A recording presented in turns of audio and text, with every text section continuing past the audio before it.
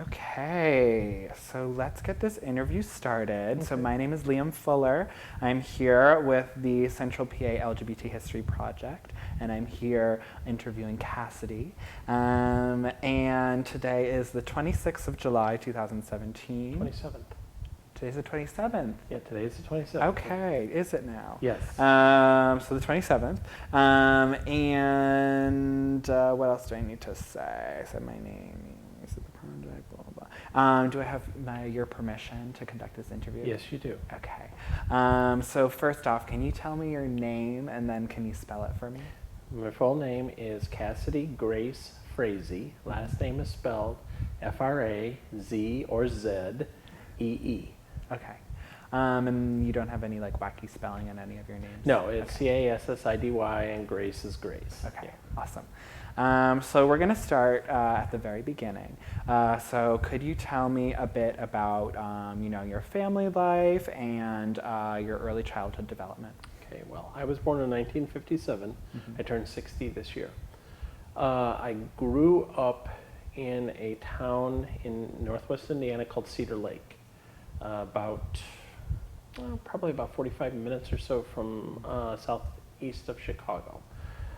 My father was from Tennessee, and he came from a rather big family. My mother was from Chicago. All she had was one brother who was actually 13 years older than her. So I had family from different parts of the country. I have one sister who's 2 years younger than me.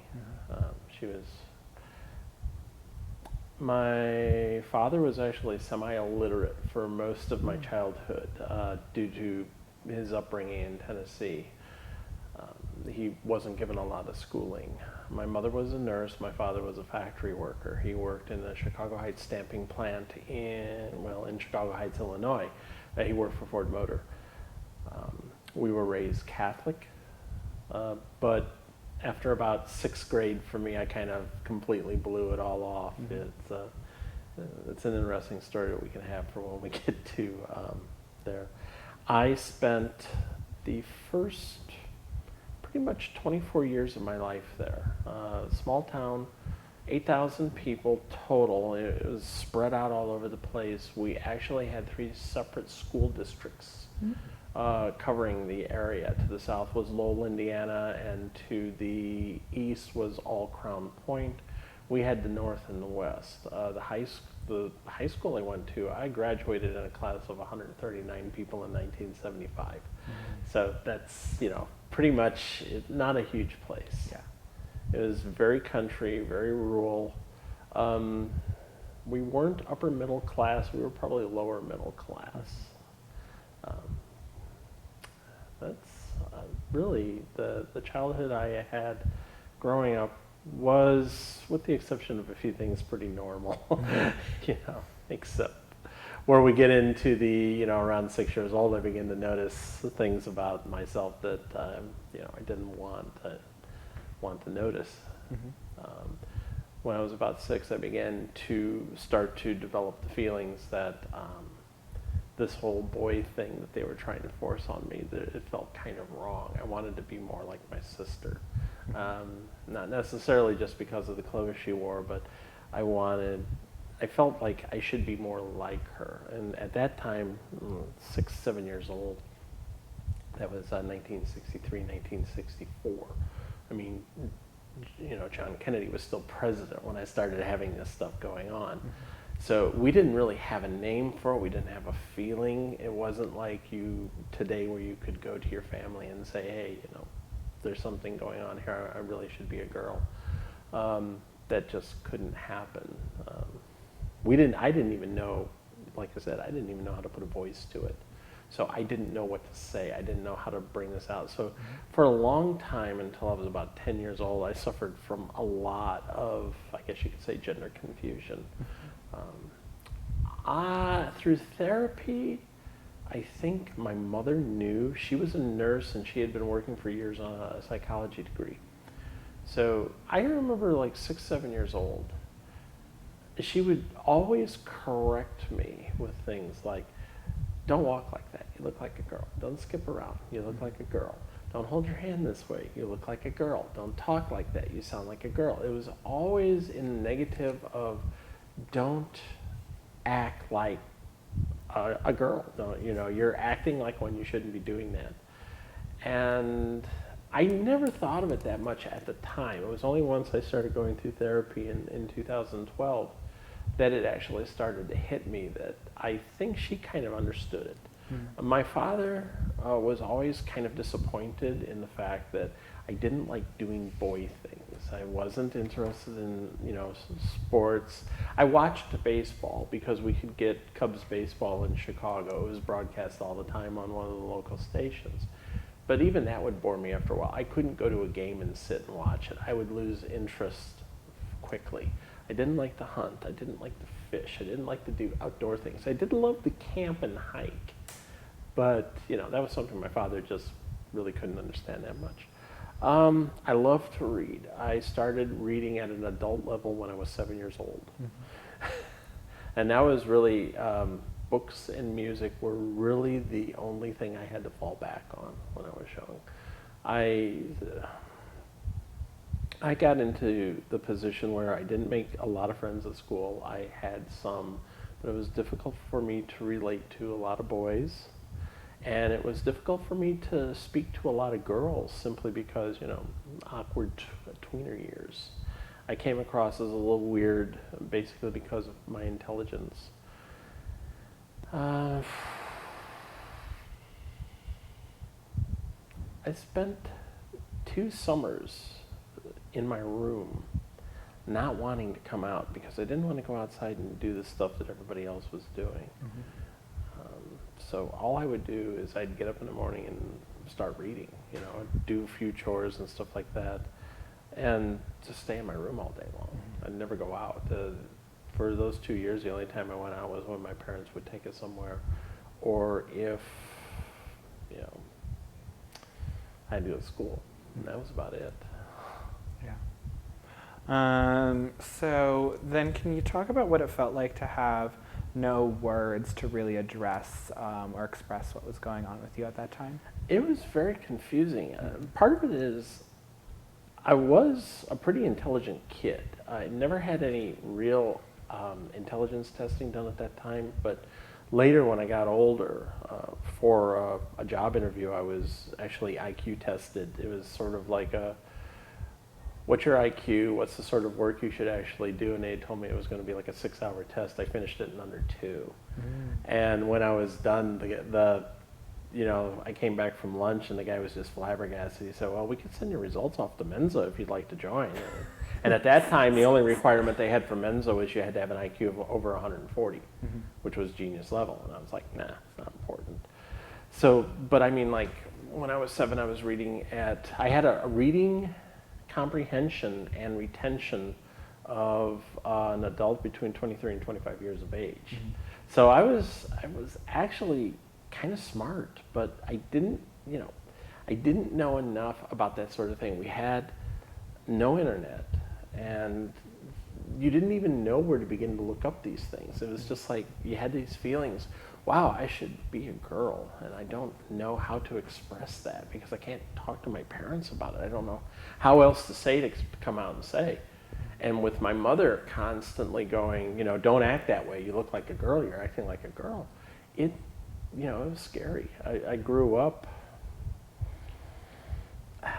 Needless to say, I was so afraid to even try to bring up the subject that I didn't start to transition until after my mother died. I mean, that's how much it bothered me. It was really confusing, especially later I had a late puberty. So even by the time I was a teenager, I kind of knew what was going on. Because one of the things that happened when I was 10, my mother had a book on psychology. She was taking college courses. And one day I was leafing through there. And I found this section on homosexuality. I was like, oh, this is interesting. What is this about? Because they start off with talking about how Roman legions were comprised mainly of bisexual and homosexual men.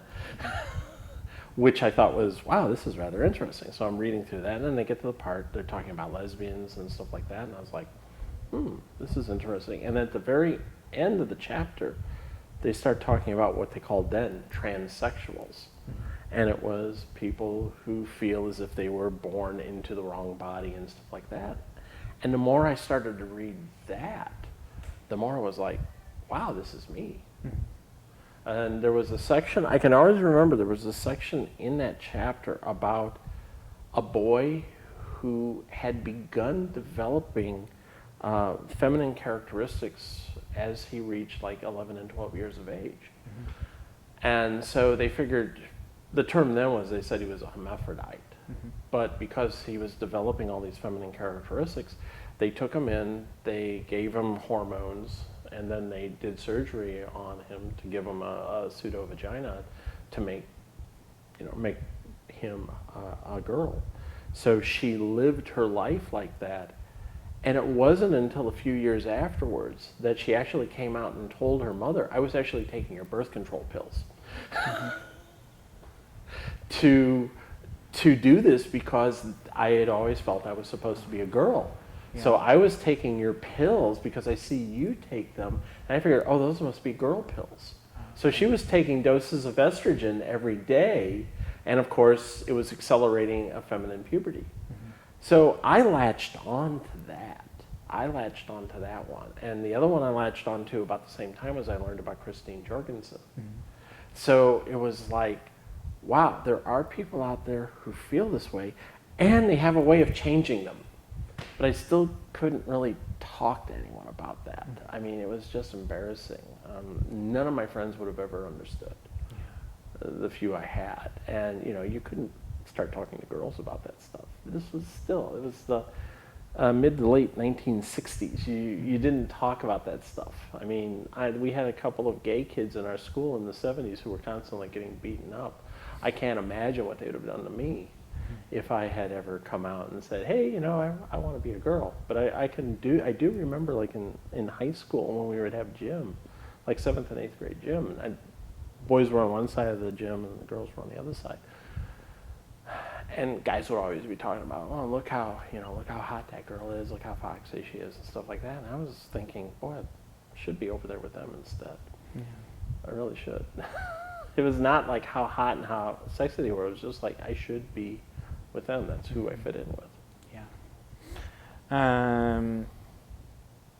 So then, going back to your relationship with your father, would you like to talk a little bit more about that, or? I actually didn't have much of a relationship. I mean, in terms of us getting along, as I got older, we got along a little better, but he always felt kind of let down by the fact that I just didn't like to do stuff. That came out, I actually was put through therapy when I was 10 years old because the only thing I could articulate was I just don't make friends.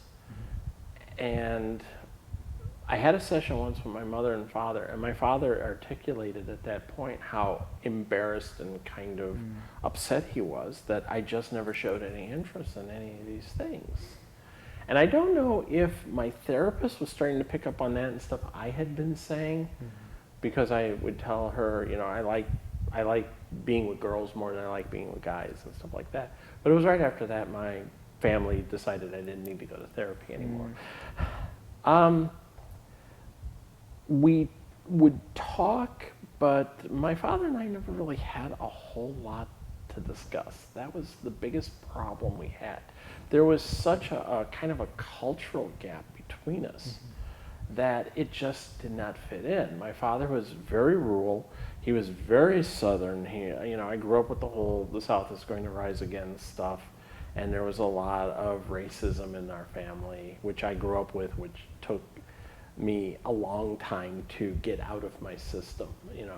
Both my mother not so much, but my father was racist. My grandparents, both of them were racist, so it was kind of an unusual situation to grow up in. And he knew that we didn't see eye to eye on a lot of stuff, so we just never really talked about it. He's still alive, but I hardly talk to him nowadays, simply because it's so difficult to get in touch with him. And my sister is handling, the majority of his finances and everything like that, and she's not happy with me either. Okay. So I don't really have, I wouldn't say a great relationship with my father. I mean, we can talk, but as I had mentioned to other people, the last few years, whenever we talk on the phone, my dad would always want to discuss the same thing. It was just like he wants to discuss the weather and his health, and that's about it. He doesn't want to say anything else. So it, I guess you could say I didn't really have much of a relationship with him. My mother was the one who really was the one I had the relationship with, and it was not a very good relationship. Yeah. When I look back on it now. And then going back to that summer, you were talking about spending a lot of time indoors. What exactly made you so averse to going outside? A lot of the kids wanted to do stuff like play basketball. I was not very athletic. Play baseball. Again, not very athletic. Didn't enjoy it. And I found the boys to be too rough, I guess you could say. I was more like, I like to ride my bicycle, I like to go for long walks, I like to talk, stuff like that. There weren't that many girls in our neighborhood, so, couldn't really gyrate toward that very well. So the few friends I had were all boys, and I didn't like engaging in a lot of the stuff that they were engaging with. Even then I realized that I'm just not cut out for this. It's not what I want to do. So while they're, playing tag and throwing balls at one another and stuff like that, I would get bored after like 5 minutes of playing catch, and it's like, okay, can we do something else, But yeah, I was like the one who, let's go for a walk and let's talk, let's walk in the woods, because we had woods out behind our house. So I was like, let's go for a walk in the woods. And guys, 9-year-old kids that are just looking at you like, okay, what's wrong with you? And that's generally the feeling I had, was that there was, I felt like I was kind of an outsider. I just didn't fit in. So I read a lot of science fiction. Most of the stuff I read growing up was a lot of golden age science fiction. So I was way out there in terms of them. Yeah. What sort of authors? I used to read a lot of Arthur C. Clarke. He was my favorite for the longest time. In fact, my first 2 real adult novels that I read were Earthlight and A Fall of Moondust. I also read Isaac Asimov. I read Frederick Pohl, Poul Anderson, Robert Heinlein, Doc Smith, Doc Smith. I read the Lensman series early on. I loved that. That was the first real space opera. The Skylark the Skylark was really the first one, but I'm nitpicking. But yeah, I had hundreds of books, old science fiction and stuff like that. And then when Stephen King came around, I had first edition paperbacks of all of his stuff. That was the nice thing about growing up in that era, was, all that stuff coming out new. You didn't have to look back at it. And I still have it was a first edition paperback of Carrie. And when I looked at it, I was like, wow, this looks kind of interesting. I think I'll read it. So then can you go a little bit more into your educational background? So what your experience was like in middle school, high school, whether or not you pursued secondary education? Well, I actually went to 3 schools in Cedar Lake, and I can't remember the middle one, but the first one was Jane Ball Elementary. And it was kind of standard for that period. We had relatively small classes, maybe like 25 people, 30 people in a class. I seemed to be a fairly good student the first couple of years. The third year, I started having a lot, I guess you could say, developmental problems. I had a lot of nervous tics. I had a lot of fidgeting. I was having trouble concentrating. One of the biggest things I had a problem with, and this was kind of another thing that led to rifts between me and my family, I kept saying I couldn't see. I'd go to school and I'd say, I can't see the board. Or I'd come home and I'd say, I can't see the TV. I'd actually get up close to the TV and my parents would yell at me all the time. so for like about a year and a half, I kept telling him, I can't see anything. Everything is, I can't see it. So finally in the 3rd grade, they gave us an eye exam. And they basically told my parents, your kid is like almost, very, very, very nearsighted. So I had to get glasses, which of course they bitched about. I used to test positive on TB vaccines all the time, which was another weird thing because for the first 3 years I had them, I always had to go and get chest x-rays afterwards because testing positive on that would show that you had tuberculosis, and so they'd freak on that. 4th grade was kind of horrible for me. I had a teacher who was kind of an authoritarian, and I just did not relate to her. I was always in trouble. My mother had to come into school a couple of times and deal with issues, which again, she didn't like. 5th grade, I did well. I had a great teacher. He was the sort of person that wanted you to think, and so I kind of excelled in that class. And then when I got to 6th grade, I always seemed to be getting into trouble, and some of it was just, I actually brought it upon myself. I would get bored to the point where I would start spacing out in the middle of class and actually completely lose myself, and it led to some bad situations. I wasn't quite on academic probation, I guess you could say, but I was like this close all the time to them calling my parents and getting ready and telling me, we may hold you back a year, we may suspend you. My grades suffered. I never read books. I was just content with doing the bare minimum work. And I did the same thing when I got to high school. I didn't really care about studying. I didn't really care about getting ahead. I actually graduated in the lower third of my class, even though I had this, pretty good IQ. I was pretty intelligent, and a lot of people kind of recognized that, but I just didn't care. I didn't put any effort forth. I had wanted to take a year off from high school before going to college. My mother, again, would not allow that. My father wouldn't allow it either. So I went to Indiana University and flunked out after 1 year because I just could not get into the swing of it. So I worked for a couple of years doing odd jobs, and then finally got a job in a foundry for a year, and then worked at Ford Motor with my family for a year. Got laid off from there in 1979, and then went to it's Indiana State College now. Back then it was called Indiana Vocational Tech. I decided to go for a degree in computer programming and ended up getting a 2-year degree in data processing and computer programming. I learned how to do RPG, I learned how to do COBOL, learned how to do Fortran, learned how to do assembler, all those old-time computer languages. And I'm still doing that. I write RPG programs for a living. I work for the Commonwealth.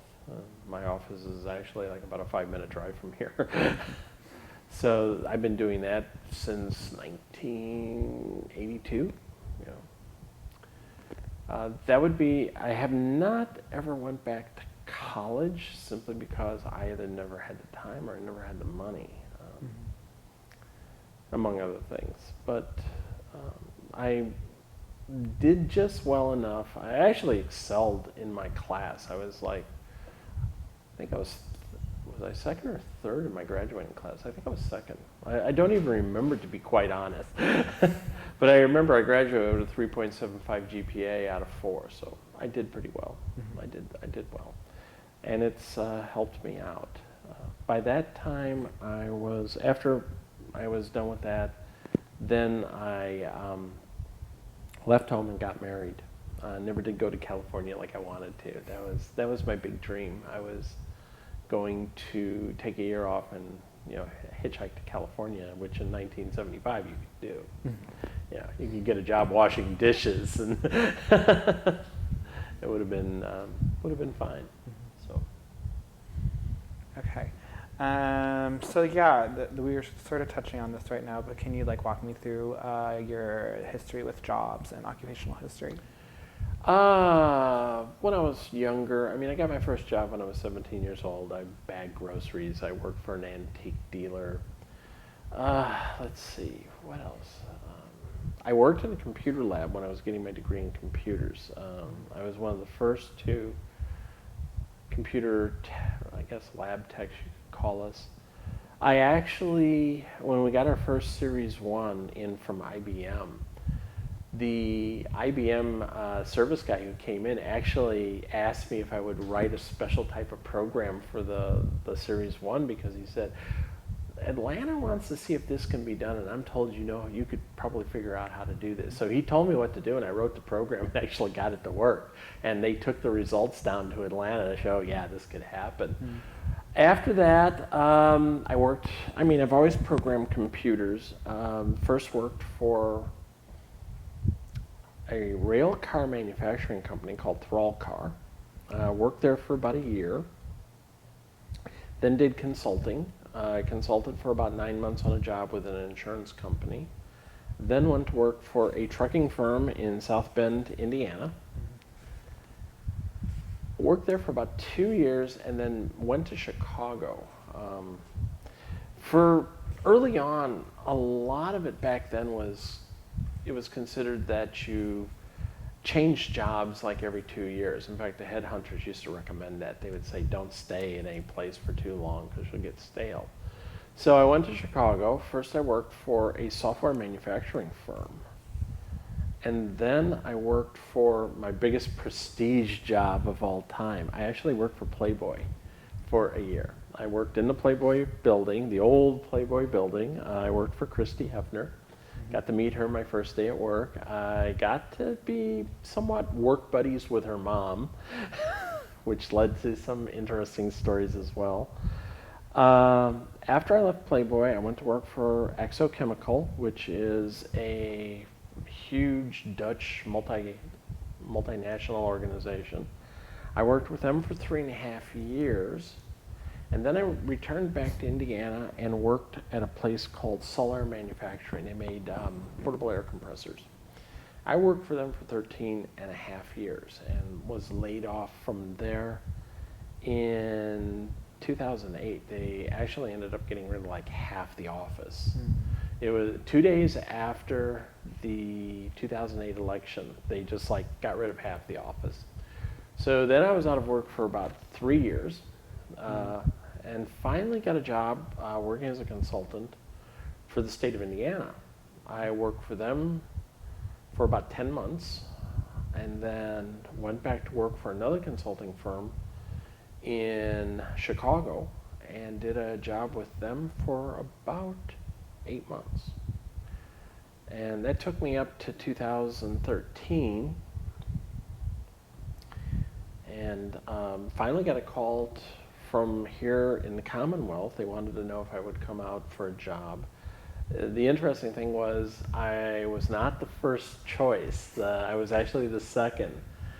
And I said, okay, And they called me back like a week and a half later, 2 weeks later, and said, the person they picked decided at the last minute they didn't want the job. Do you want to come out here and work? So I came out here in August of 2013 and have not went home. Yeah. Where I don't even consider Indiana my home anymore. So this is pretty much my home. I've been here now for going on 4 years. Yeah. For the sake of the transcriber, I forgot if I said already, but we're in Harrisburg. So just so we're all on the same page. And can you talk a little bit about your relationship with the Hefners? I'm just intrigued by that. With what? With the Hefners. Oh, the Hefners. Well, Christy was a lot of fun. I never met the dad. Hugh at that point still is living out in LA. Christy was a lot of fun. She was very down to earth. She was the sort of person that if you had to get in touch with her, you could set an appointment, but you could sit down and talk with her rather bluntly. Her mom had a job in HR. everybody kind of thought it was like she's giving mom something to do, you know. But her biggest duty was she worked with the big Playboy blood drive that they had every year. That was a huge event. We'd actually take up most of the main lobby of the Drake Hotel across the street.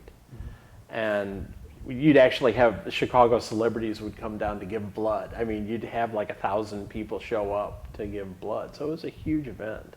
And we used to get almost everybody from inside the office to do it. And I was one of the organizers. Not organizer, but I helped recruit. And I helped do paperwork. So we had a rather boozy post party after that, which yeah, Millie was a lot of fun. And I basically sat with her and her assistant, and they were always quizzing me on like, what is it like to live in the middle of nowhere in Indiana? And they found that really amazing because most of these people, they all lived in like, townhouses in Chicago and stuff like that. So they found it kind of interesting that I would spend all this time commuting into the city to work there. Mm-hmm. But they were actually, Millie and Christy were actually really down-to-earth people. They were comfortable to be around. They didn't put on airs. Even Christy was like, please don't ask me about my dad. I don't want to talk about my dad. She would be right off the bat, please, I don't want to talk about him. It's boring after a while, and it's like any kid. No, I don't want to talk about my parents. Yeah. But we had, at that time I was married, and married to my first wife.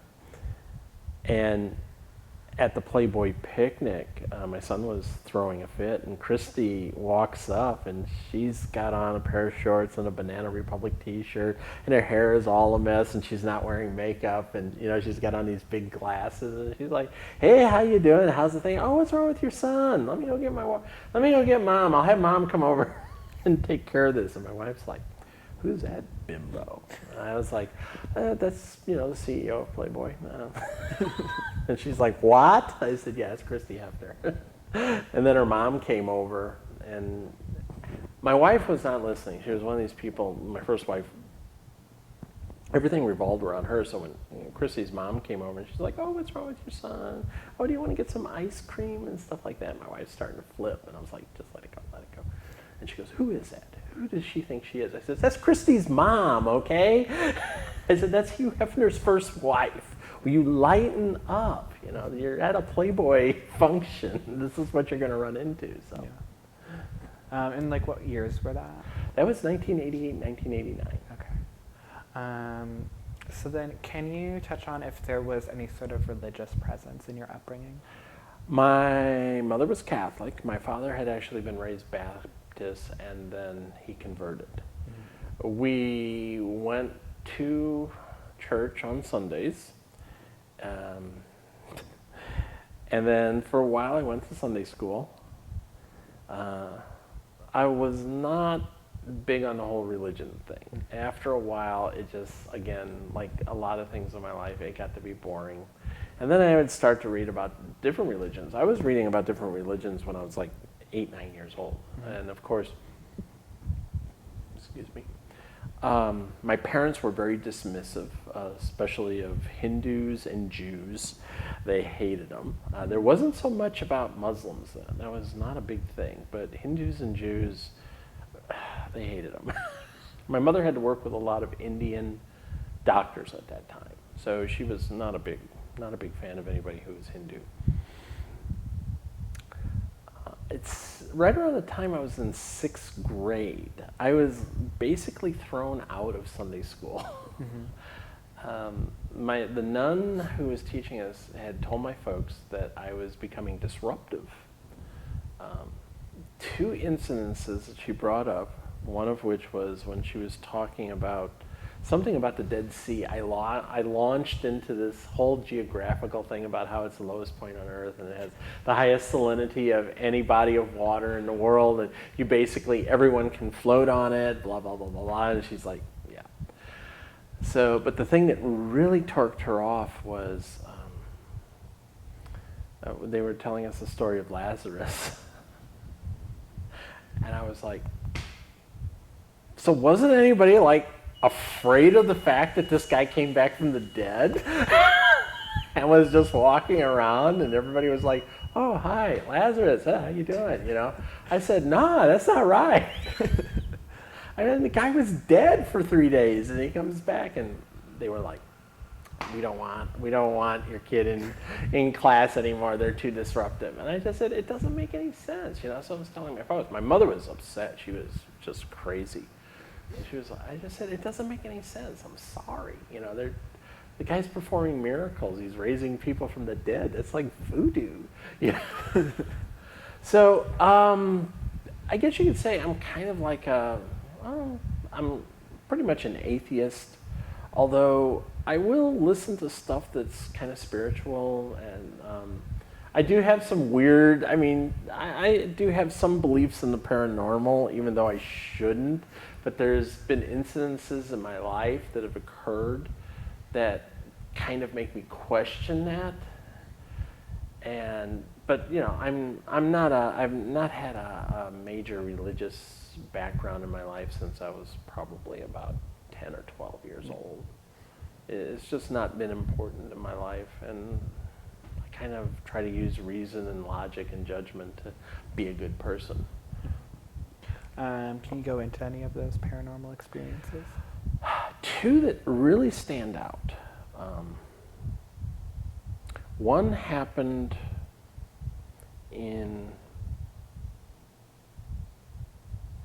had to be around 1994, because we're back working in South Bend at that time, and I had to go to an IBM conference in San Antonio. So I went out and actually, I went to a Mexican restaurant, had a couple of margaritas made the way they make them down in, you know, Mexicans make them down in Texas, which is pretty strong and with a lot of lime, so I had heartburn.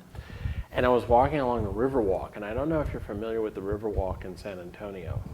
The Riverwalk is actually, it's a sunken area a few blocks south of the Alamo. And it's where the original bed of the Rio Grande River exists. So, you know, they've actually built San Antonio up over the years with landfill and stuff like that. So this is the actual area where the river kind of actually used to be, and the rest of the city was as well.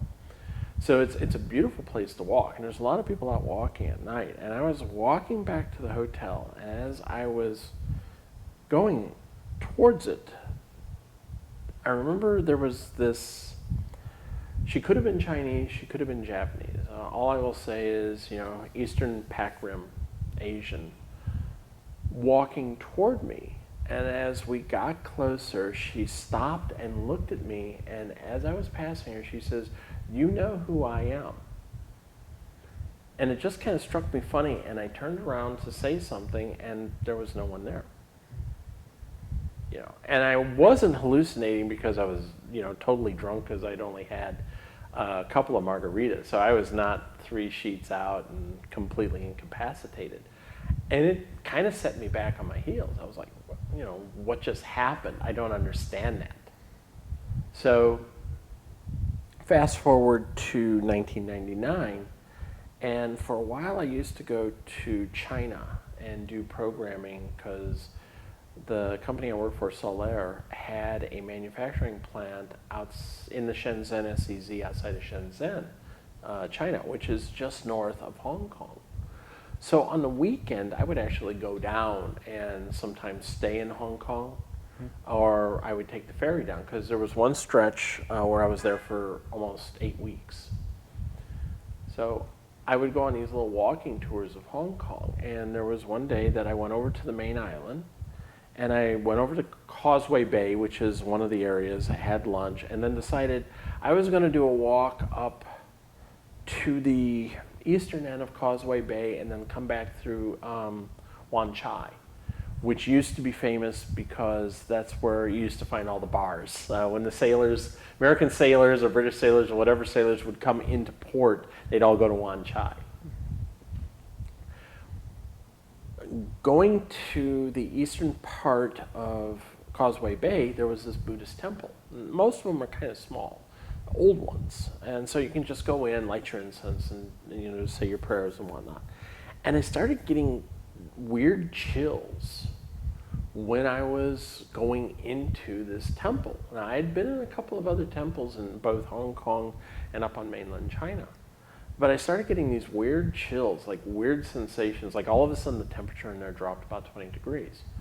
And I didn't understand it. It was making me really queasy and kind of uneasy. So after about 2 or 3 minutes, I backed out of there and just went on a walk.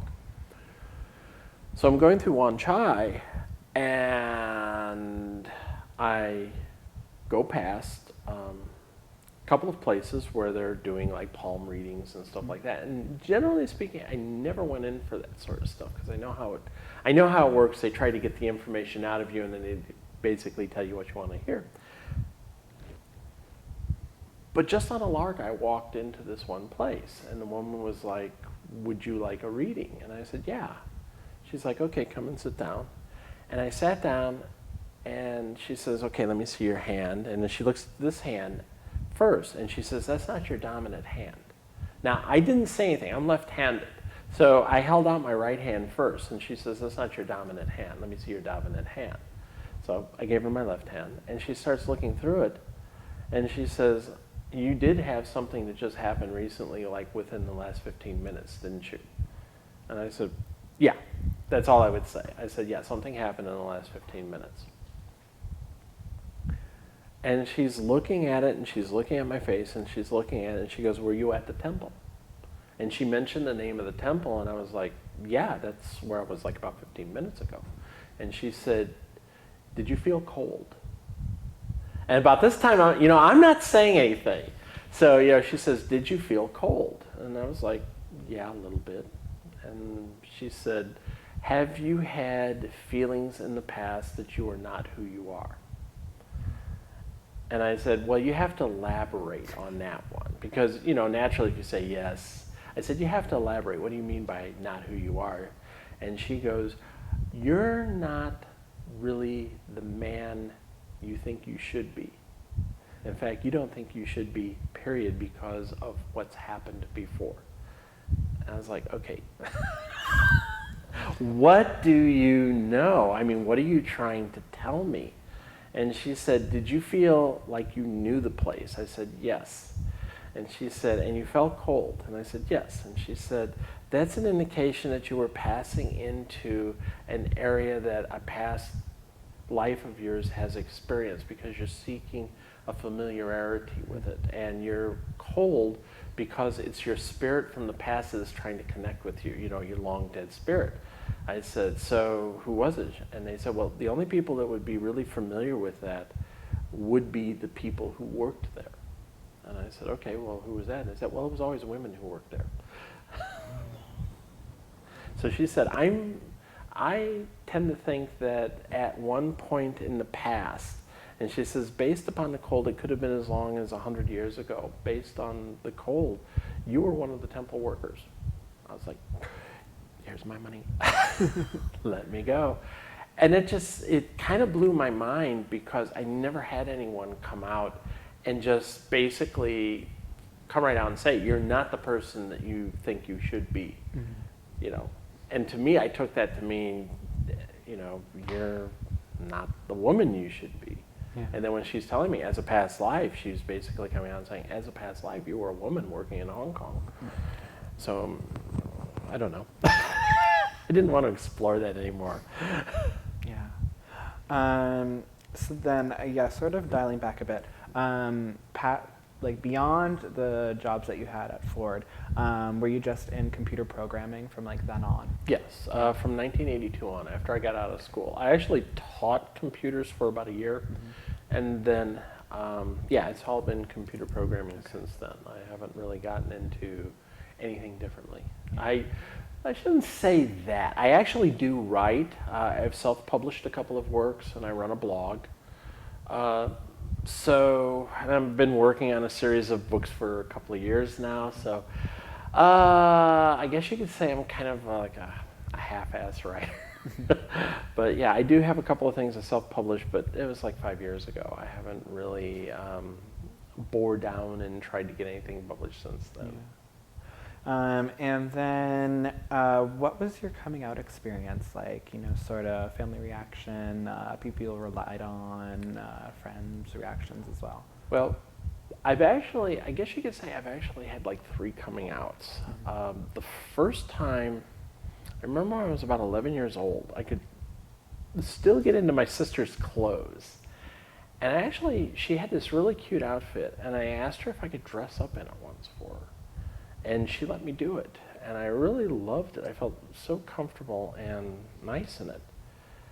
And of course, later she used that against me, and she'd use it to blackmail me and stuff like that. So I didn't say anything again after that. Then when I was married to my first wife, and this was probably about 1985, I believe, about 1985 or so, I kind of told her that, I'm more comfortable being feminine. And she did a thing with me where she did my makeup and stuff like that once to just let me see what it looked like. And then after that, she said she didn't want me ever doing anything like that again. So again, she held it against me and just kind of pushed it down. When I was off work, I met a woman through a online writing course, and we became pretty good friends. And she was the one I actually finally came out to in end of August 2011. We were actually engaged in doing a little bit of storytelling. And there were things that I was doing where I was becoming more relatable to the female characters instead of the male character I was working on. And I finally told her one day, I said, some of the things I've been doing, I seem to fall into the female characters more, and my male character doesn't seem to have a problem hanging around with women and stuff like that. And I told her, I said, I'm more comfortable looking at myself as a woman. I didn't know how to come right out and say I'm transgender, because even at that point, I couldn't say the words. And she was like, okay. She had no problem with it.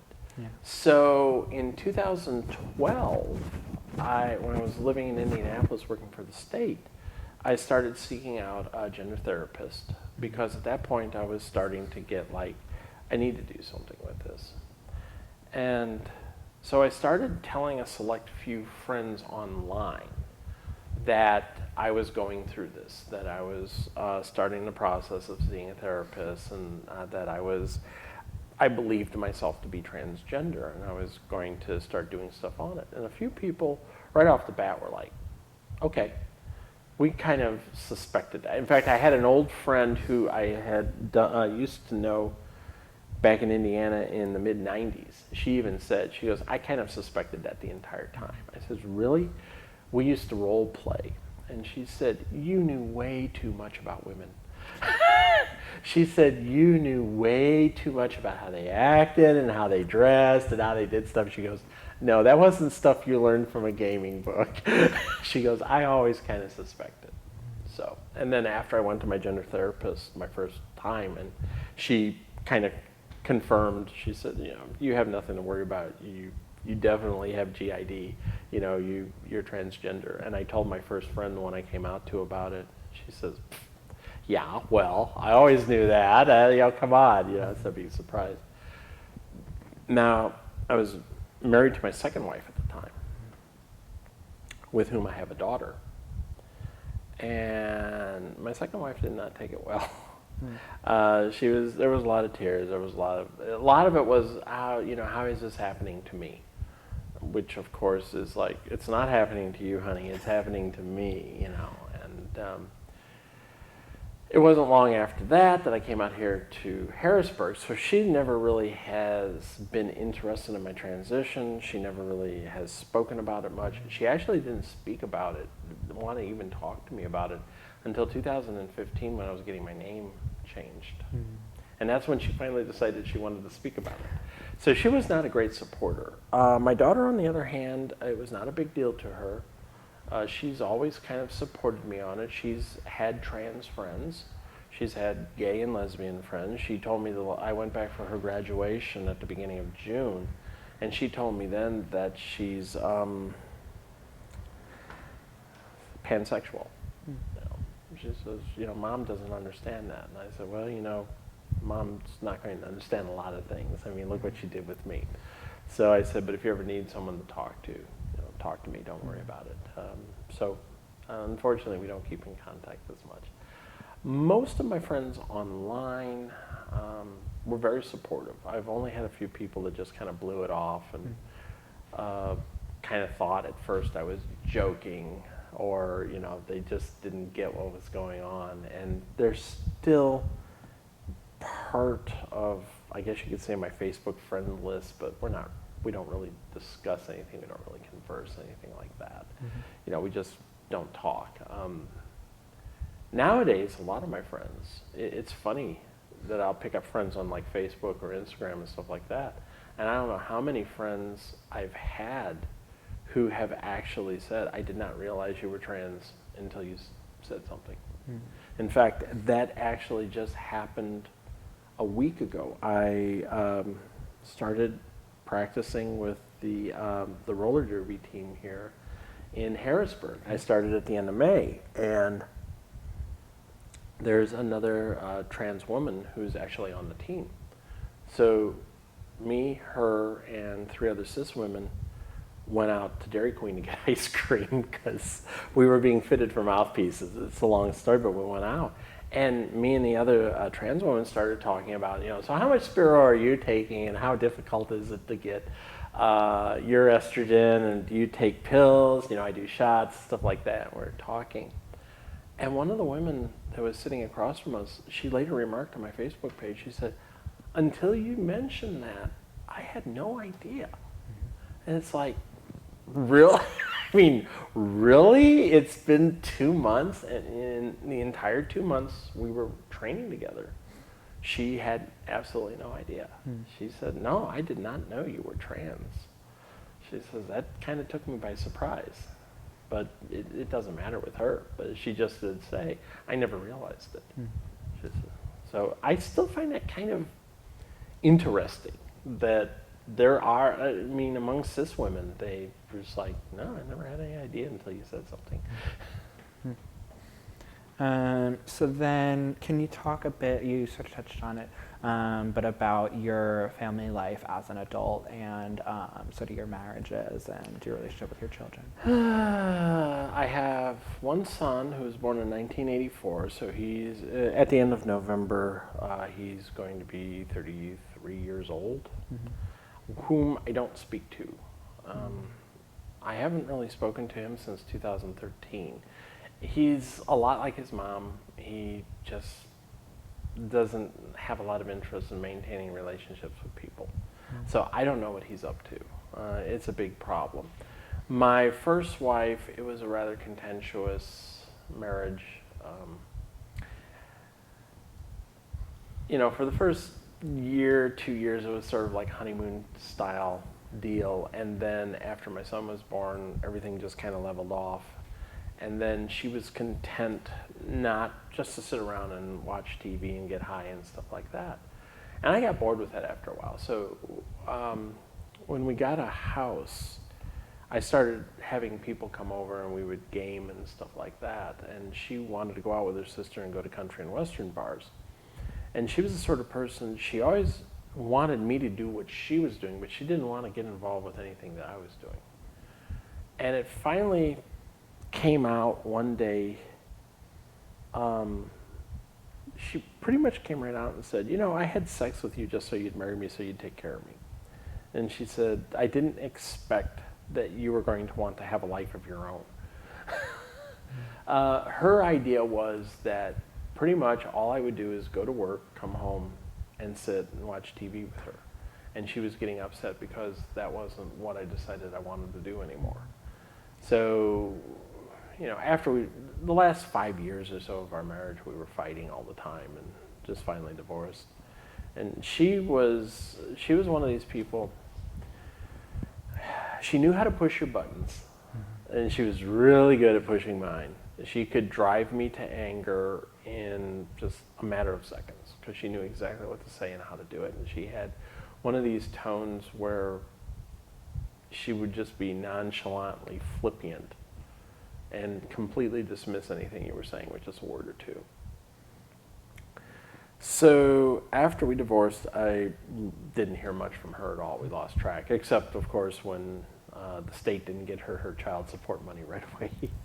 And then I married my second wife. My second wife's actually from Indonesia. I married her in 1998.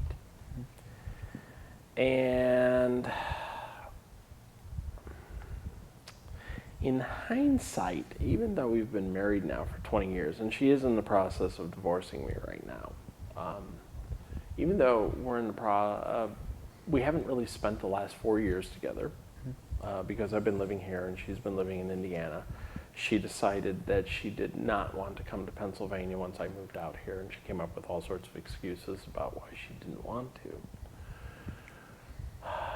But going back to several years before, she is a very unaffectionate person.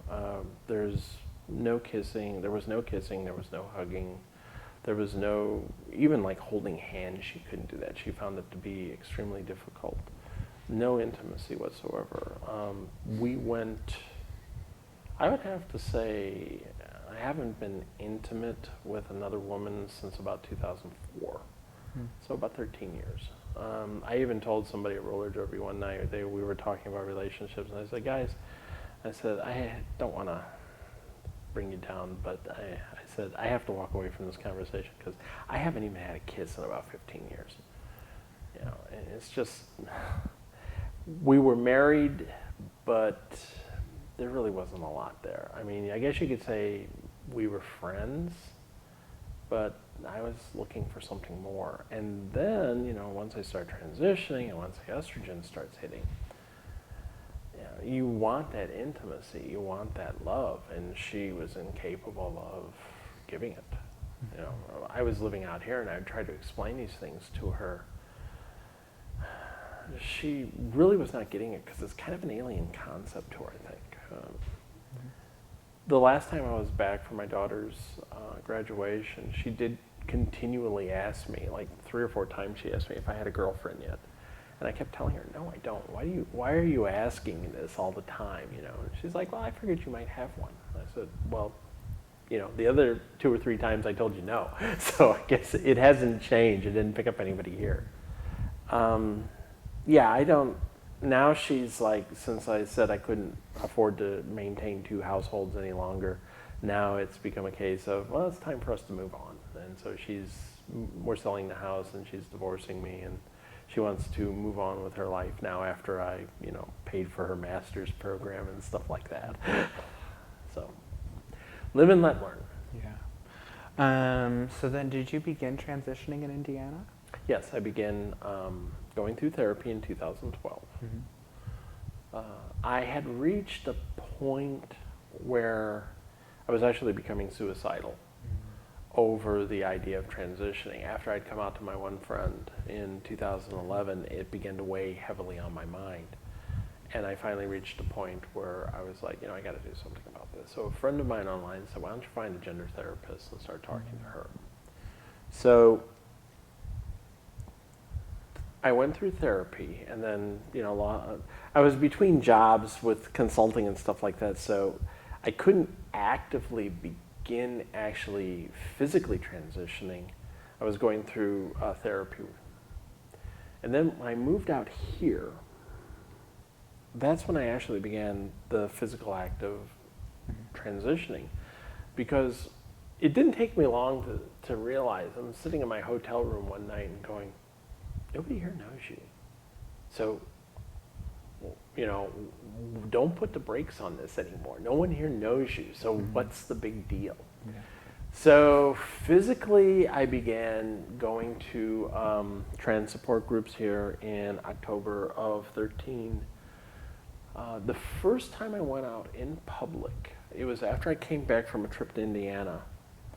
And I came back here, and on the way out, I'm driving, and I said, you know, are you going to do something about this or not? So the next day, which was 30 March 2014, I actually went out in public as myself.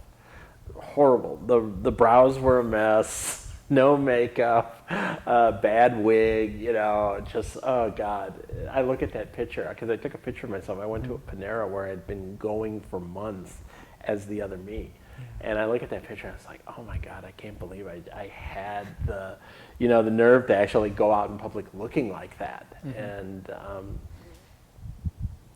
then I went into Hrt Therapy in July 7th, because by that time I was sort of in a situation where I was out everywhere but at work.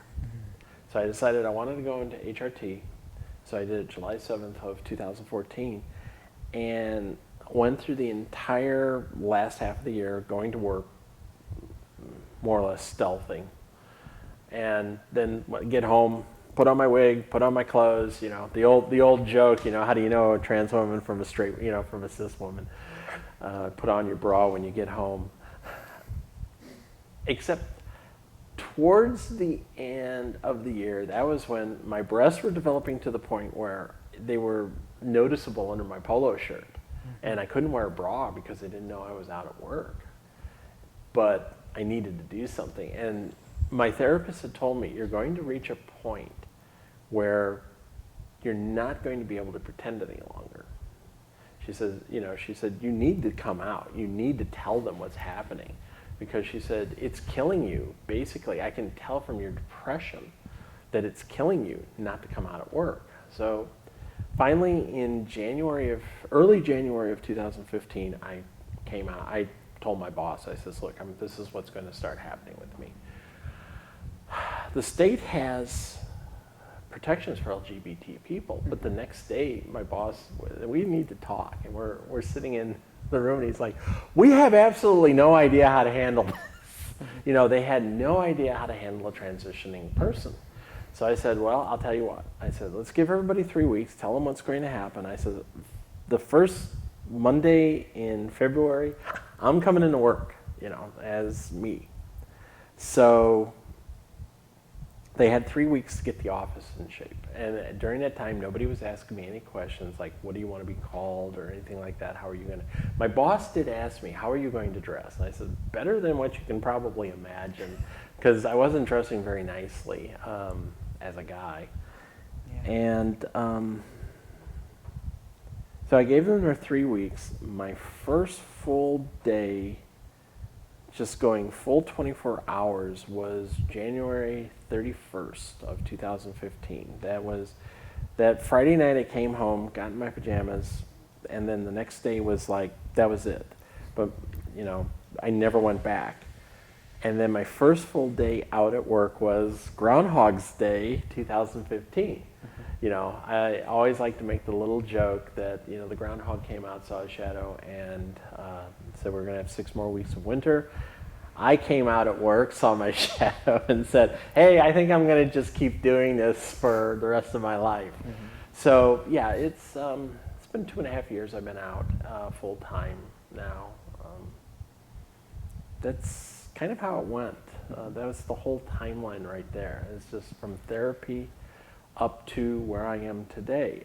An interesting thing, though, is my gender therapist in Indiana, who has been actually doing this for about 15 years, 20 years. And she once told me that I was the most clinical of her patients, that she had never had a patient who had so many benchmarks that they would set for themselves and then go up and hit that benchmark and then go to another benchmark and then go to another benchmark and so forth and so on. She said, I've never had a patient that was that clinical. She said, after I saw you do that the first 2 or 3 times, I was firmly convinced that you were never going to have any problems transitioning. And she said, that was why after like about a year, she said, I don't even need to see you anymore. You know, if you want to see me, you can contact me if you're having issues with depression and stuff like that. But she says, as far as transitioning is concerned, she says, you're on track. You know exactly what you want. Yeah. So then, were you ever concerned? Because I'm pretty sure there aren't any employment protections in Indiana, correct? Yeah, there are not. Well, I was told, I actually came out to my HR director because I was going through a period of like really intense I guess you could say I was having panic attacks and everything else at work. A lot of it was due to the therapy. A lot of it was just due to stuff that was going on at home. I was having a lot of anxiety issues. And I told her I was going through therapy, and she said that at the state level, they had protections. Okay. Yeah, but it's just like here in Pennsylvania, the Commonwealth employees have protections, but I probably could never get a job in Perry County. Yeah, in fact, I have one friend, she's like, you should come on up to Perry County, you should come up by where I live. She lives in Perry County. She's like, you should come up where I live. We'll go out, we'll do something. I said, there is no way in hell I would walk in any place in Perry County. I would probably get my ass beat. I said, I'm sorry, but those rednecks up there would kill me if they had the chance. I said, maybe I'm stereotyping, but no, I don't think so. I said, I'm sorry, if we're going to do something, we're going to do it here in the burg.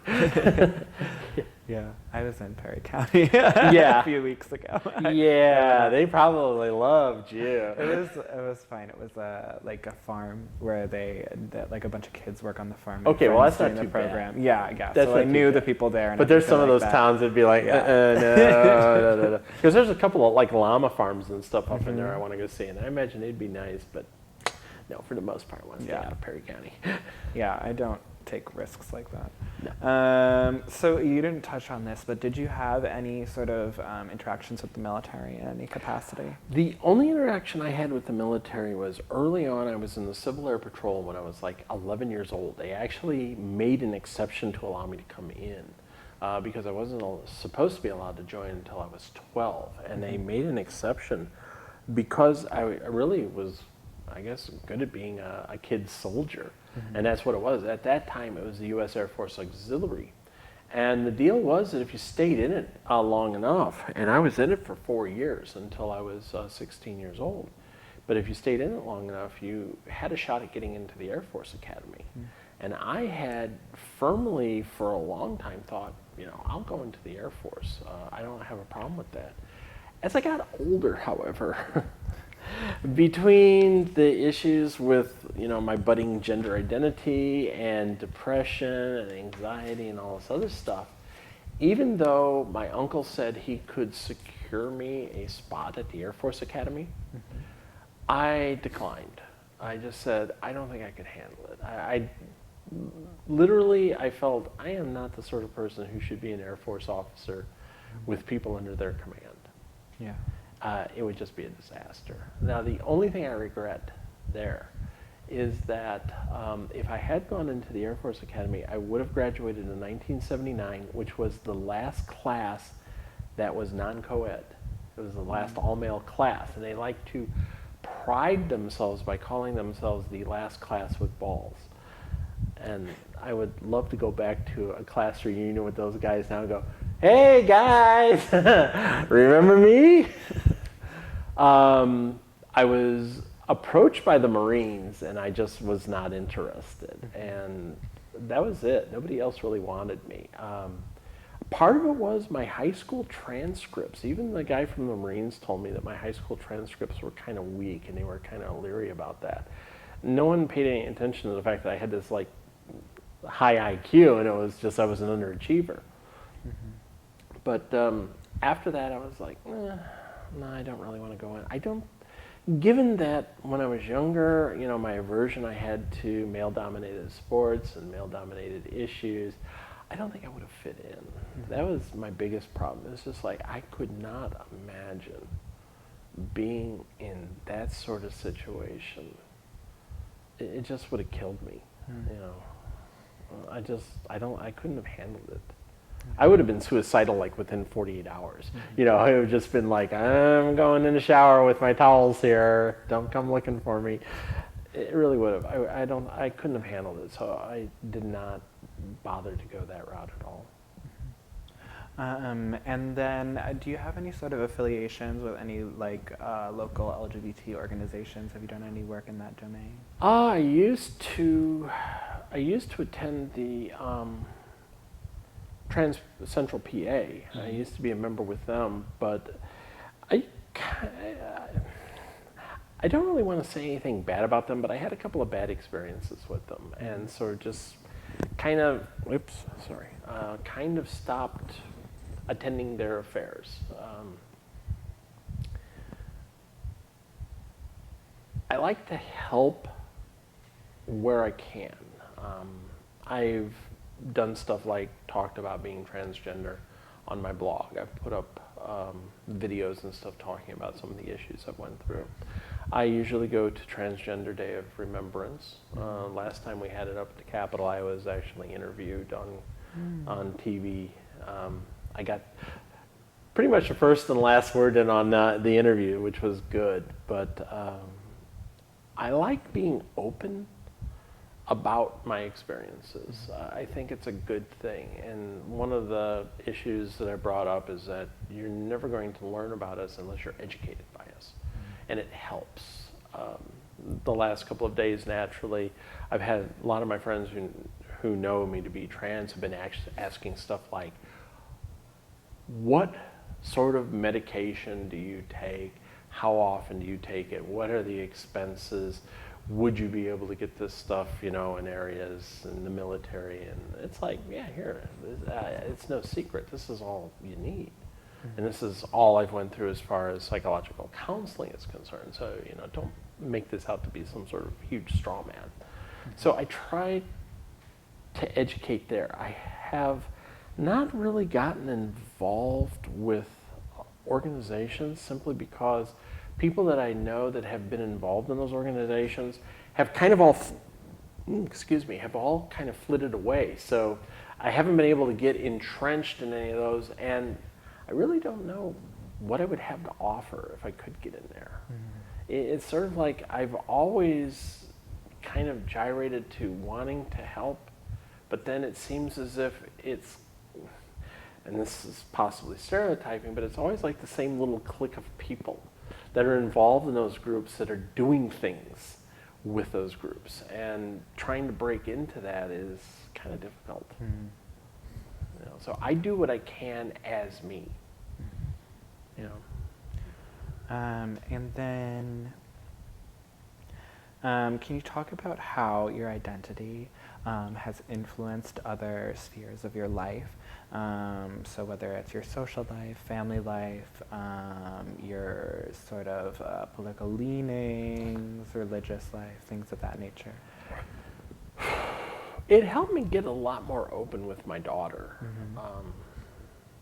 I mean, one of the things I've always said is estrogen is great for knocking down all the barriers you build up inside you. It's like all your filters go off. Whatever filters you had to hold back emotions and hold back whatever it is you're going to say, once you start in on HRT, it just goes away. Forget about it. So, you start becoming more open. I've actually had people at work tell me that they noticed within like a month after I came out that I was far more talkative, far more open. I was willing to address them in more of an emotional fashion rather than just facts and figures, that sort of thing.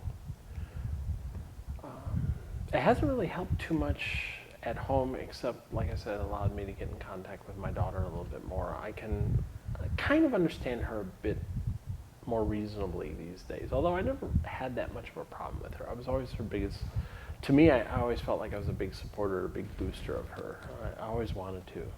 She's a smart kid and she's doing well for herself. No religious affiliations. Socially, I still have issues there. My biggest issue is just, I want to start dating, and it's so hard to date. I mean, nobody seems interested in me, which kind of drives me crazy. And it's not like for want of trying. It's just, you start dressing women. Hey, would you like to go out next week? Would you like to go do something? And they just like, no. I don't know. A lot of people like to be my friends. Nobody wants to go out and, be more than a friend, I guess you could say. It kind of hurts. So you get kind of twisted around about that. I've talked about that several times. There's coming out, while it's helped me stave off, doing something really ridiculous and stupid and suicidal. At the same time, it's kind of lonely. Yeah. Yeah. I really feel kind of,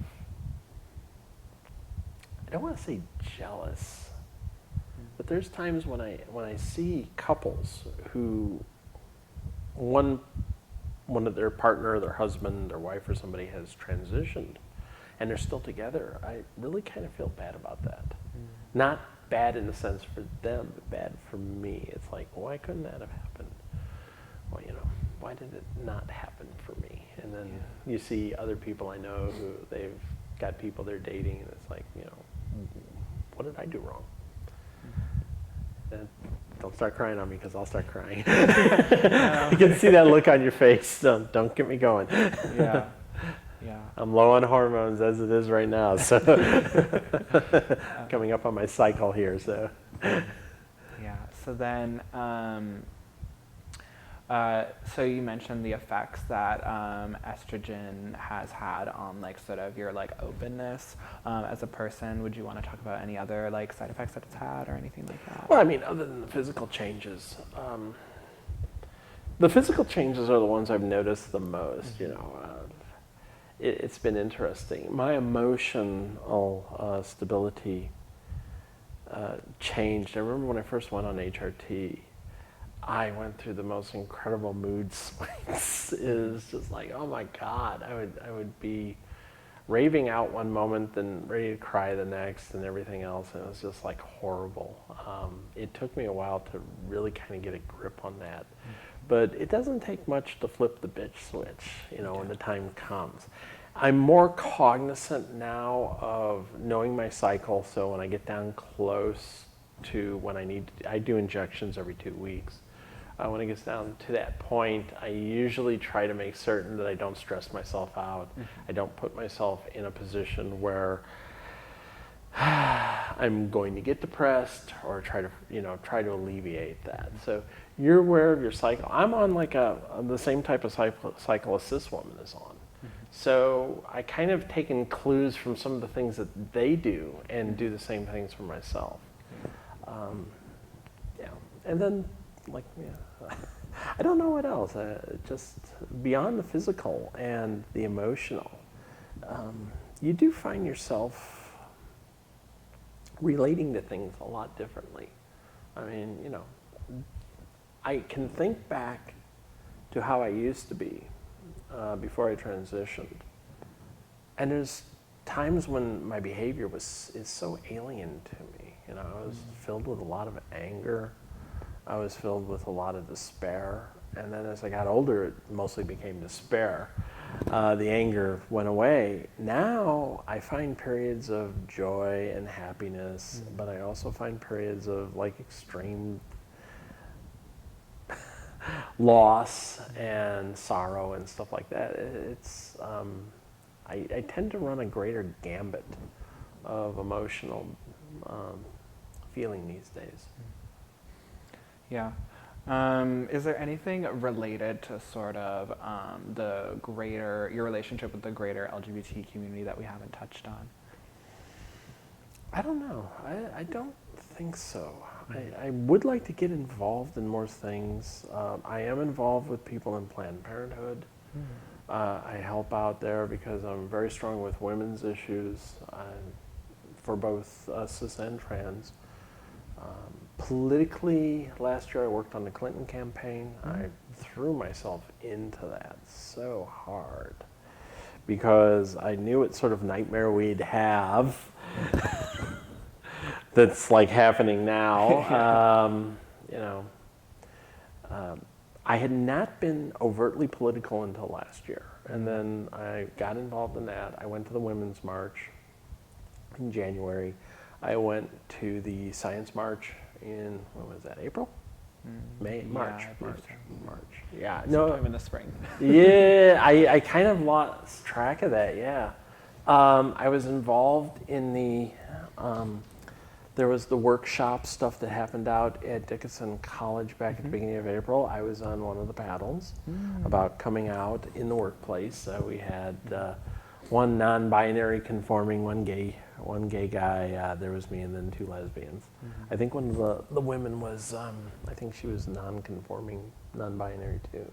I'm not sure, but I enjoyed that a great deal. And I've always said, you know, if I can be of some help or service in getting across a story or explaining my experiences, I want it to be used to help other people, because, you know, I envy a lot of these kids nowadays who are coming out earlier and earlier, because you really do need to live your life, and I don't have a problem with it. When my daughter came and said, you know, I'm pan, I was like, yeah, and like, I kind of figured that because I know you were dating a couple of trans kids, so, you know, no surprise here. Yeah.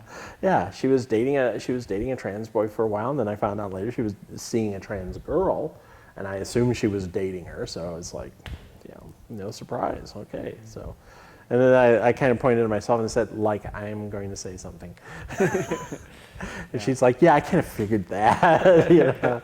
So I just told her, if you run into a situation when you're at college, because she's going to college this fall, I said, if you run into a situation at college or something like that, I said, text me, call me, don't be afraid. I mean, even wake me up in the middle of the night if you have to. Don't worry about it. So then, I just forgot my train of thought.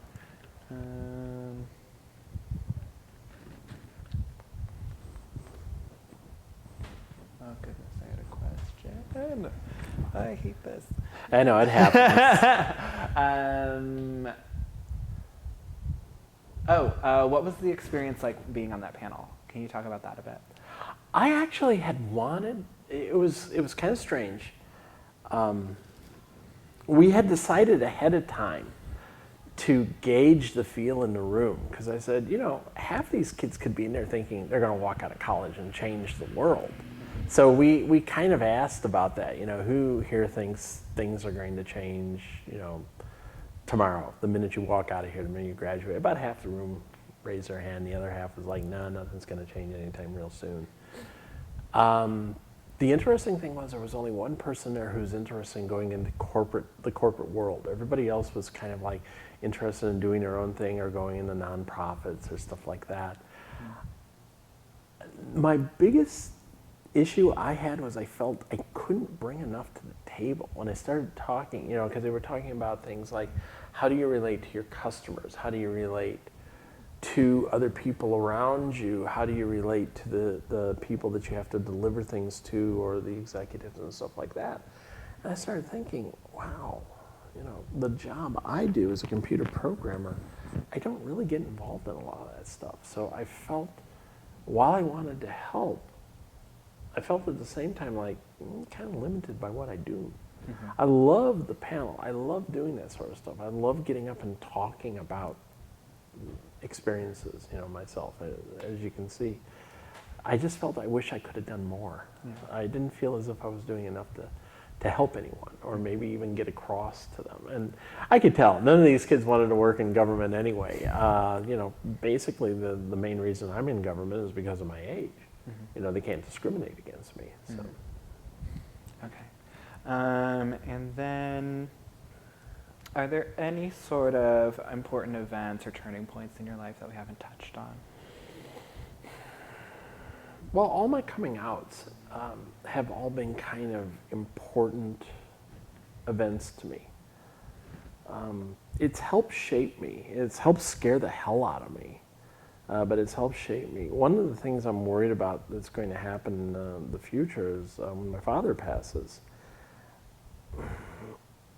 I've been told he knows I transitioned, but he still calls me his son.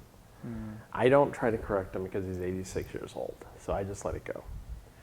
My sister, she was not happy when I came out. In fact, she even said, are you trying to rebrand yourself? Which I had absolutely no idea what the hell she was talking about when she said that. It's like, rebrand? What am I, a car? So I've actually told other people, I said, I have this sneaking suspicion that she is either A, not going to want me to come to the funeral, or B, if I do come to the funeral, she's going to want me to come as that other guy, in which case it would be the same as I'm not coming to the funeral. That's all there is to it. You know, that's not going to happen. She gets really upset when I tell her I'm her big sister now. She does not like that. You know, I kind of will use that as a dig on her every once in a while, and she just does not want to hear that. You know, she has a big sister now.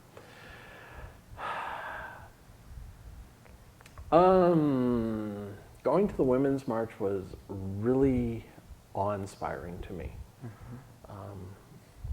I mean, that whole day, I was up for about 22 hours straight. And when I went to bed, I was just like still vibrating from the whole experience. It was really tremendous in the sense that you were part of something huge, but at the same time going there as a woman, and kind of just being accepted and fitting in with everyone else. I never had anyone say anything to me. I was judged strictly by who I was and what I was there to help do. And I had the same experience at the Science March. In fact, I ended up meeting a few other women, and we ended up spending the day together. In fact, I took them sightseeing. Before the march started, I took them sightseeing and was showing them, like, here's the memorials, let's go look at the memorial and stuff like that. We did a tremendous amount of walking around and whatnot. They were both pretty incredible moments. The other thing, and this is going to sound a little strange, but I have a friend who, she works for Planned Parenthood, but she's also on a roller derby team, the roller derby team here we have in Harrisburg. So she didn't have to push me real hard. I ended up going out for a tryout. And like I said, we have another trans member on the team. I actually have just been swept up in the whole thing of doing all this work with all these incredible women of all different ages and sizes and backgrounds, and to have all of them just accept me as just another person who wants to get out there and, as we like to say, hit bitches. You know, never from day one has anyone questioned me or anything like that. And now they know they've got, you know, they all know they have two trans members on the team, and we have a trans woman who's our announcer. But one of the funniest things it did, it kind of, at first I was like, well, I wonder if my friend told these people about me. And then one of the early practices, one of the things you have to do is when you spin around 180 degrees, they call that a transition. And I can do those really well. I mean, I started out like, boom, I could do that right off the bat. And a lot of the people who'd been there for months practicing who hadn't certified yet were like, how can you do that? It's just, I know how to do it, I just do. So we were sitting around talking, and my coach said, because I said, well, I have trouble skating backwards, you know, that's my biggest problem, I don't know how to skate backwards. My coach goes, well, you transition real well. And I said, yeah, but I'm kind of an expert when it comes to transitioning. And everybody started laughing. And at that moment I go, yeah, they all know. Yeah, they know. I'm not even going to try to hide this. So it's a great experience for me. I've even had people who know about me at work, who know I'm doing this, are like, you have completely changed in the last 2 months. You know, you're so like caught up in this right now. Yeah. So it's nice to be involved in a situation where it's totally inclusive. Mm-hmm. And you can feel like I'm going to get out there and practice with people, and I'm going to compete with people who aren't going to care about who I used to be. They're going to compare about what I can do at that moment. And that's kind of what I like. Yeah. And then can you talk about sort of looking back on your life, the evolution of sort of embracing, acceptance, tolerance of the trans people or the LGBT community in general? Your microphone just... Oh. How's that? Sounds good? Okay, thank you. I mean, I know what it was like back in the 60s. I mean, we didn't talk about gay people. You know, we kind of knew they existed, but we didn't talk about it. And it was always like, well, they were funny people, they're strange people and stuff like that. When, I guess you could say the Stonewall riots and the situations that began happening in San Francisco with the gay community started coming up, there was a lot of, negative contention. I mean, growing up in small town Indiana, everybody had an opinion on it, and it wasn't a good opinion. Personally, I see that there's a lot more acceptance. I mean, it's not 100%, but then a lot of places where we wouldn't be accepted, they're not accepting of a lot of people. It's not just us. I mean, let's face, we'll pick on Perry County again, but they're not. It's not just that they're not accepting of LGBT people. They're not accepting of anyone who's not like straight white. Let's face it. So I don't feel too bad there. I am kind of really surprised at how now it seems to be that there is a large mainstream of people across the country that are supportive of LGBT rights simply because they know it's correct. They know there's nothing wrong with us. We're just who we are. There's probably only 2 people in my office that once I transition want nothing to do with me, which I'm fine with. It's just like, okay, be petty. I don't care. For the most part, everybody's accepted me. Every once in a while, I still have to correct people who, misgender me and stuff like that, but I kind of don't make it too big of a deal about it.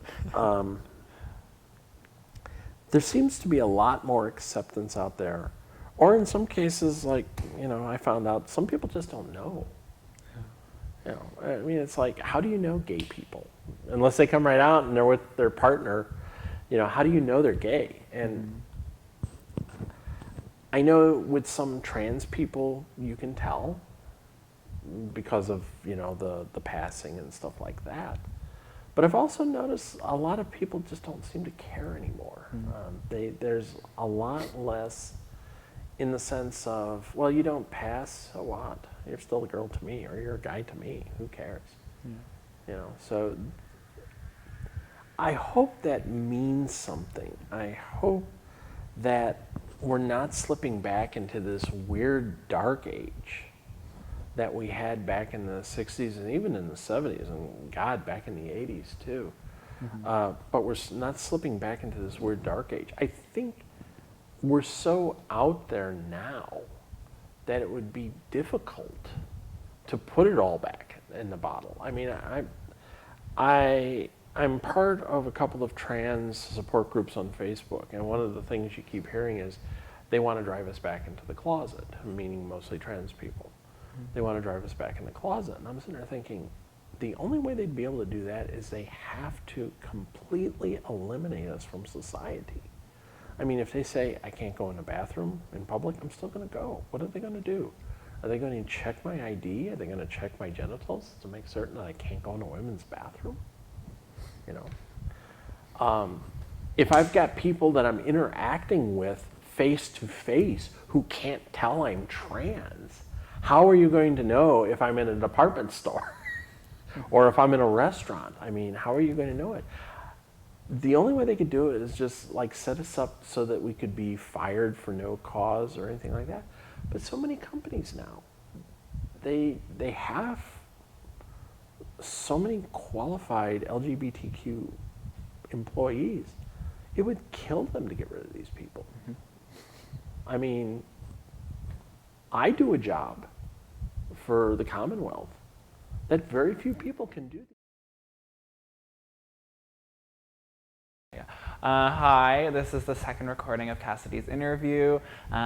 We had a little bit of trouble with the battery, so we're just going to continue where we left off. We were talking about the evolution of the general LGBT community and treatment of people over time. So getting back to what I was saying is there are too many qualified people now who are LGBTQ who are working in private industry, and they're not going to want to get rid of these people. I mean, it's ridiculous. How do you replace them? You might do it at the government level, but we already saw back in the 2000s with Bush what happened when they got rid of gays who were working as translators for the CIA and stuff like that. It affected them. It hurt them badly. So what are they actually working toward? You're not going to be able to change this attitude overnight. You would literally have to pass laws that say you can't hire trans people, you can't hire lesbians, you can't hire gays, you can't, that would be the only thing they could do. I don't think that can happen. Yeah. And is there anything that we haven't touched upon on the interview that you'd like to bring up? I don't know. I think we've touched on so much stuff. I don't know what else there would be that I could say that would actually benefit, or that anything that's coming up that I haven't thought of. Yeah, and then something that I've been, just with current events and stuff like that, a question that I've been asking people lately is what exactly is it like to be trans during the Trump presidency? So far it hasn't impacted my life yet. It bothers me. I do know I have friends who are supporters. I know we actually have somebody on the team who's a big supporter. But I don't let that, I don't bring that up. I'm waiting for that moment when I'm confronted by someone personally who feels that they can, rub it in my face that I'm a third-class citizen, at which point I'm just going to laugh and I'm going to walk away. I'm not going to let it get me crazy. If you think back to what it was like in the 50s, the 60s, the 70s, comparatively speaking, I've got it pretty easy. I mean, did not have to actually live in the shadows like so many people back then. I can remember Christine Jorgensen, like I said, she was treated almost like a freak show. And that's not where we're at today. I start looking at other women who started coming out. Renee Richards, I can remember her, and she was kind of treated like a freak show as well. One who wasn't, however, was Wendy Carlos. And she's actually one of my big heroes, because I was always into music and I was always into keyboard-oriented music. Mm-hmm.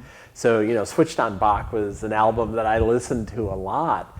And then later when I discovered that she was transitioning and stuff, it just, drew me to that a little bit more. And then I love the fact that when she scored Tron, even then, there were Christian groups that were upset with Disney, who said, why are you hiring this person? And they said, because we wanted the best electronic keyboard specialist we could get our hands on. And Wendy happens to be that person, so they were like, just shut up. But I don't have to live in the shadows, and I don't think it's ever going to get to that point. I am aware that somebody could one day decide to get in my face and want to do something violent. I am aware when I go out the door every morning and when I leave work to go home, whenever I'm out, that there's always the possibility that I'm going to be confronted. You have to accept it. You have to say, I'm not going to let it stop me from being who I am.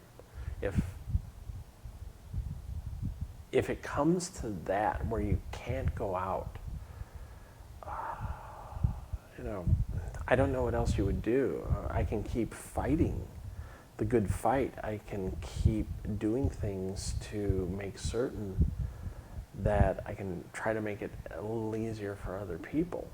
But when you're dealing with people who want to confront you, the only thing you can do is you have to stand up to them. You have to be willing to stand up and say, look, why are you doing this? And what threat am I to you? I mean, really, how is my existence hurting you? What is it about me that drives you crazy. One friend of mine said that the reason we incense so many men is because we willingly gave up our man card. You know, we gave up that male privilege. We walked away from it and said, it's not important. So it's a scary time. I don't mind railing against the people who are back to calling us trannies and going on about homosexuals and stuff like that, you know, all outdated, antiquated terms. There is this feeling that racism and bigotry is on the rise because it's being given a new lease on life. I don't think it's going to last forever, though. I notice the things that my daughter does, the people she surrounds herself with, the people who are 10, 15 years older than her, they don't buy into that. The one thing that really harkens me the most is when you see kids that are 5, 6, 7 years old who are coming out and saying, I should be a boy or I should be a girl, and they're transitioning with their parents' help. To me, that's like, there's 1.5 million trans people right now. I think there's more than that, and give it another generation, and there's even going to be more. I reminded somebody a couple of years ago, I said, you do realize that the first generation of trans kids who began transitioning before puberty and have not had to worry about, quote, passing, are reaching the point where they're no longer teenagers and becoming 20-year-old adults. And how are you ever going to then tell who these people are? I mean, you look at someone like Jazz Jennings. There is no way in hell she looks like a boy. She never was a boy. She's always been a girl. She's been raised as a girl from almost day one. So at what point do you have other kids who are just like that? How are you ever going to be able to point to them and go, oh, they're trans, I know they are. Well, how do you know? Because there's nothing that tells you other than the fact that they come out and tell you I'm trans. And they're not going to do that, because at that point they're going to say, I'm a girl, or I'm a boy, or I'm a woman, or I'm a man. It's something you just can't contain anymore. I mean, you're not going to stop that. Maybe you will, maybe you won't, but there'll be ways of getting around it. I guess the one thing you could say is it's like, you know, the quote Jeff Goldblum had in Jurassic Park, nature will find a way. And we will find a way. They're not going to stop us completely. Okay. Well, I think that suffices unless you have anything to ask. I don't think so. No? Okay. Good. I would just ask, what sort of gifts are you guys looking for? Just anything that's sort of related to your life, anything that has to do with like trans planning or anything of that nature. Most of what I've had is I've kept documented images of my transition from my first time coming out, going up through HRT, stuff like that, and a couple of like, you know, I have some personal photos where I had a photo taken with Hillary Clinton. I had another one taken with Governor Wolf. That was I actually met Governor Wolf at the Clinton rally in the Zemo Center. And I went up to him and said, oh, by the way, I shook his hand and I said, I'm your other trans employee. And he's like, really? I said, yeah, I know Dr. Levine. You know, we meet all the time. We run into each other and stuff like that. And he's like, well, how's that working out? Do they treat you good in your office? You know, he asked what division I work in and stuff like that. And of course it was like, well, if you ever run into any troubles, just call my office. Oh. So yeah, I love that. And I know, you know, Rachel Levine, I don't know her socially, but I keep running into her here and there. But yeah, it was funny when I said, I'm your other trans employee. You know, there's a couple of us that work for you. That's really all I have. It's just, you know, pictures and stuff like that, mementos. I don't have any like really physical stuff. I haven't kept. It's kind of interesting to go back and look at the photos of how I've progressed every, you know, year over transitioning. I think that would be useful. I could dig some stuff together we and don't turn away much. Yeah, and I could dig some stuff up together and show you. Yeah, definitely. Send it to you. I would say you can either drop it off at the center, Well, they're digital photos, so it'd probably be Yeah. easier to email. Yeah, email them. So then I would, either email them to me or drop them off at the center or go to the archives at Dickinson, whatever is best for you. Okay. Yeah. Probably email them to you Okay. because since they're digital, I could probably put them together and maybe upload them to a Dropbox and then just have you download what you want and take a look at it and say, here's an older trans person going through her journey. Yeah, no, definitely that would be great. Yeah, you can stop the Okay. recording now.